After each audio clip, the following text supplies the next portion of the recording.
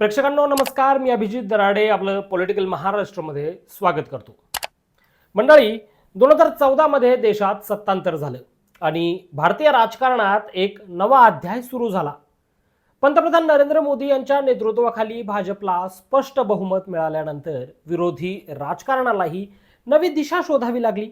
या काळात संसदीय राजकारणासोबतच रस्त्यावरची आंदोलनं, विद्यार्थी चळवळी, सामाजिक मोहिमा आणि आंतरराष्ट्रीय पातळीवर भारताविषयीचे कथानक घडविण्याचे अनेक प्रयत्न सुद्धा मोठ्या प्रमाणात दिसून आले। सरकारचे समर्थक असा आरोप करतात की या काळात काही डाव्या विचारसरणीच्या संघटना, विद्यार्थी गट आणि त्यांच्याशी वैचारिक जवळीक असलेल्या घटकांनी प्रत्येक महत्त्वाच्या सरकारी निर्णयाला व्यापक आंदोलनाचं स्वरूप देण्याचा प्रयत्न केला। तर विरोधी बाजूचं म्हणणं आहे की हे आंदोलन लोकशाहीतील वैध विरोधाची उदाहरणं आहेत। या दोन भूमिकाच्या पार्श्वभूमीवर 2014 नंतरच्या घटनांकडे पाहणं आवश्यक आहे। 2015 मध्ये असहिष्णुता हा शब्द राष्ट्रीय चर्चेचा केंद्रबिंदू बनला होता। साहित्यिक, कलाकार, बुद्धिजीवींनी पुरस्कार परत करण्याची मोहीम सुरू केली। या आंदोलनामागे देशातल्या वाढत्या असहिष्णुतेचा निषेध असल्याचं आंदोलनकर्त्यांचं म्हणणं होतं। तर केंद्र सरकारने याला राजकीय प्रेरित मोहीम म्हटलं होतं। 2016 मध्ये JNU प्रकरणाने देशाचं लक्ष वेधलं।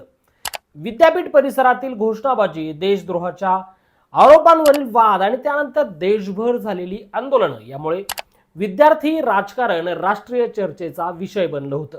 या आंदोलनामध्ये विविध डाव्या पक्षाच्या विद्यार्थी संघटनांची भूमिका ठळकपणे चर्चेत आली। 2018 मध्ये काय झालं, भीमा कोरेगाव प्रकरणानंतर अर्बन नक्सल हा शब्द प्रचलित झाला।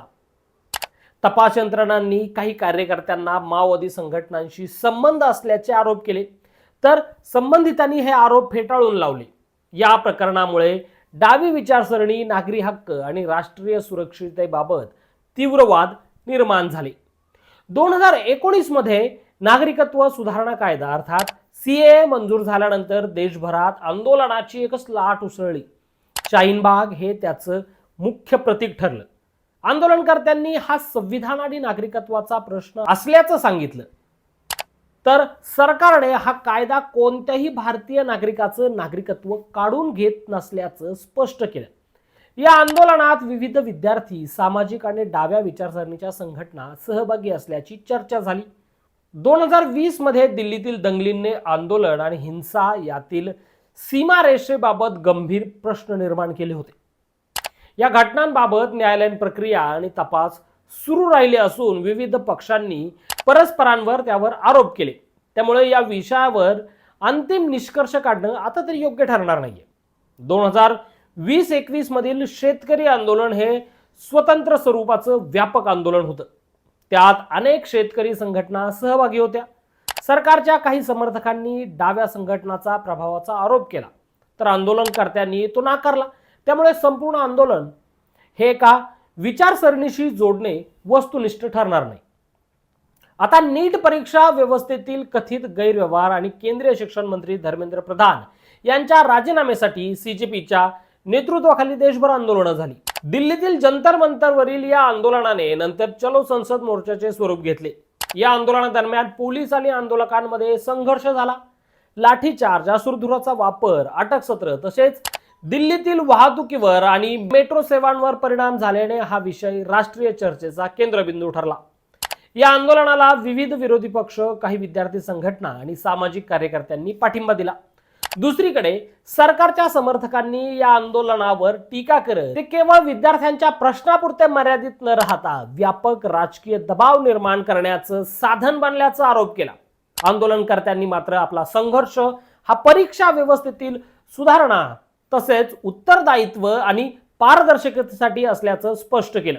सरकारच्या टीकाकारांच्या मते हे लोकशाहीतील वैध आंदोलन आहे, तर सरकारच्या समर्थकांच्या मते गेल्या दशकातील अनेक आंदोलनाप्रमाणेच या आंदोलनातूनही रस्त्यावरचा संघर्ष, संस्थांवरील अविश्वास आणि शासनावर सातत्याने दबाव निर्माण करण्याची रणनीती दिसून येते। विशेष म्हणजे सध्याच्या दिल्लीतील आंदोलनाचे काही व्हिडिओ सोशल मीडियावर तुफान व्हायरल झाले असून त्यामध्ये काही आंदोलकांकडून पोलीस आणि पत्रकारांना धक्काबुक्की व मारहाण केल्याचा दावा केला जातो। या सर्व घटनांबाबत अधिकृत तपास आणि पडताळणी आवश्यक आहे आणि मारहाण करणाऱ्यांचा हेतू त्यांचे पाठराखे कोण आहेत हे देखील समोर आलं पाहिजे.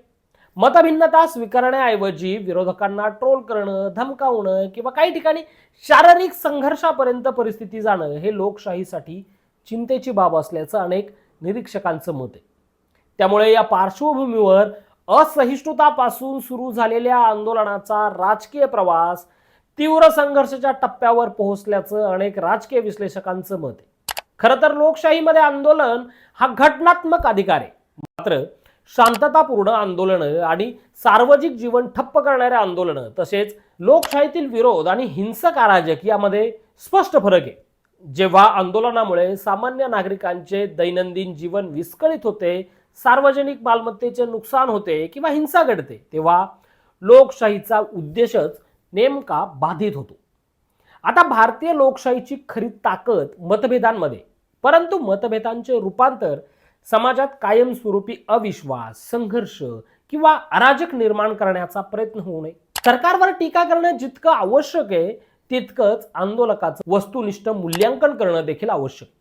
कोणतीही विचारसरणी लोकशाहीपेक्षा मोठी असूच शकत नाही. त्यामुळे आंदोलन असो किंवा सत्ता, दोघांनीही संविधान, कायदा आणि लोकशाहीची मर्यादा ही पाळलीच पाहिजे. या व्हिडिओत तुर्तास इथंच थांबूयात.